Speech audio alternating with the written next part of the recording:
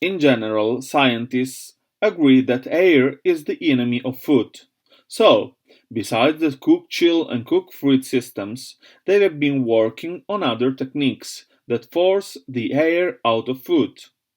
Vacuum cooking. Vacuum cooking, or sous vide in French, means cooking food in a vacuum sealed or tight plastic bag. Vacuum cooking prolongs food storage life, retains food color, flavor, texture, and nutritional value, prevents oxidation and cross contamination.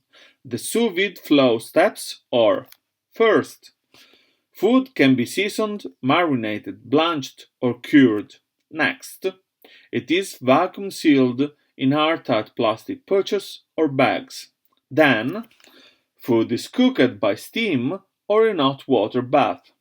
After that, it can be served and consumed or chilled at 3 degrees Celsius in ice water or in blast chillers and stored at 3 degrees Celsius.